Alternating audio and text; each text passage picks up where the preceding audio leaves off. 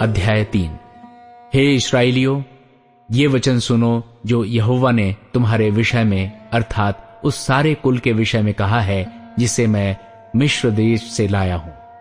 पृथ्वी के सारे कुलों में से मैंने केवल तुम्हीं पर मन लगाया है, इस कारण मैं तुम्हारे सारे अधर्म के कामों का दंड दूंगा। भविष्यवक्ता का कार्य। यदि दो मनुष्य परस्पर सहमत न हो तो क्या वे एक संग चल सकेंगे? क्या सिंह बिना अहेर पाए वन में गरजेंगे? क्या जवान सिंह बिना कुछ पकड़े अपनी मांद में से गुर्राएगा? क्या चिड़िया बिना फंदा लगाए फंसेगी? क्या बिना कुछ फंसे फंदा भूमि पर उचकेगा? क्या किसी नगर में नरसिंगा फूंकने पर लोग न थरथराएंगे? क्या यहोवा के बिना भेजे किसी नगर में कोई विपत्ति पड़ेगी?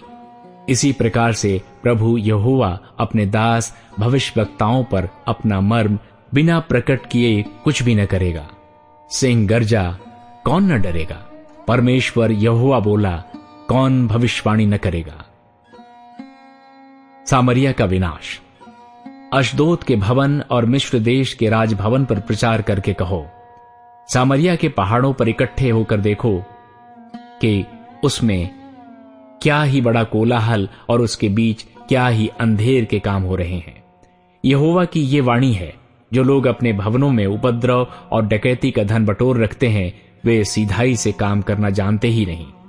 इस कारण परमेश्वर यहोवा यूं कहता है, देश का घेरने वाला एक शत्रु होगा और वो तेरा बल तोड़ेगा और तेरे भवन लूटे जाएंगे।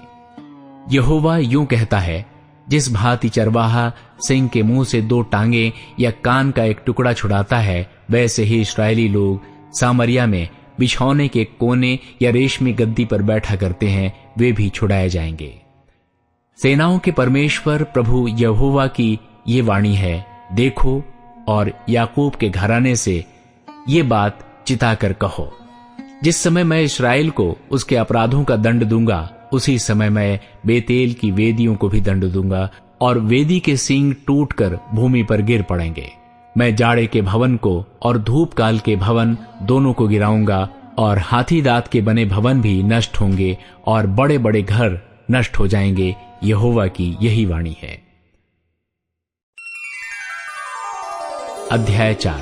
हे बाशान की गायों, ये वचन सुनो, तुम जो सामरिया पर्वत पर हो, जो कंगालों पर अंधेर करती और दरिद्रों को कुचल डालती हो और अपने अपने पति से कहती हो, ला दे हम पिएं। परमेश्वर यहोवा अपनी पवित्रता की शपथ खाकर कहता है, देखो तुम पर ऐसे दिन आने वाले हैं कि तुम कांटों से और तुम्हारी संतान मछली की बेसियों से खींच ली जाएंगी। तुम बाड़े के नाकों से होकर सीधी निकल जाओगी और हरमोन में डाली जाओगी। यहोवा की यही वाणी है। इस्राएल सुधरने में असफल। बेतेल में आकर अपराध करो और गिलगाल में आकर बहुत से अपराध करो। अपने चढ़ावे भोर को और अपने दशमांश हर तीसरे दिन ले आया करो। धन्यवाद बलि खमीर मिलाकर चढ़ाओ और अपने स्वेच्छा बलियों की चर्चा चलाकर उनका प्रचार करो, क्योंकि हे इस्राएलियों, ऐसा करना तुमको भाता है।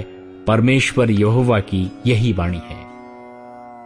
मैंने तो तुम्हारे सब नगरों में दांत की सफाई कर दी और तुम्हारे सब स्थानों में रोटी की घटी की है, तो भी तुम मेरी ओर फिर कर न आए।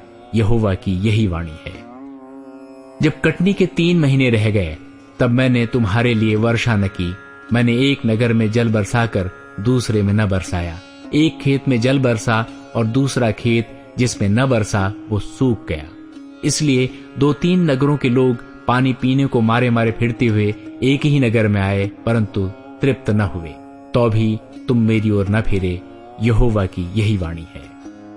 मैंने तुमको लहू और गेरुई से मारा है, और जब तुम्हारी वाटिकाएं और दाख की बारियां और अंजीर और जैतून के वृक्ष बहुत हो गए, तब टिड्डियां उन्हें खा गईं। तो भी तुम मेरी ओर फिर कर न आए। यहोवा की यही वाणी है। मैंने तुम्हारे बीच में मिस्र देश की सी मरी फैलाई। मैंने तुम्हारे घोड़ों को छिनवा कर तुम्हारे जवानों को तलवार से घात करा दिया और तुम्हारी छावनी की दुर्गंध तुम्हारे पास पहुंचाई। तो भी तुम मेरी ओर फिर कर न आए। यहोवा की यही वाणी है। मैंने तुम में से कई एक को ऐसा उलट दिया जैसे परमेश्वर ने सदोम और अमोरा को उलट दिया था। और तुम आग से निकलती हुई लकड़ी के समान ठहरे तो भी तुम मेरी ओर फिर कर ना आए। यहोवा की यही वाणी है।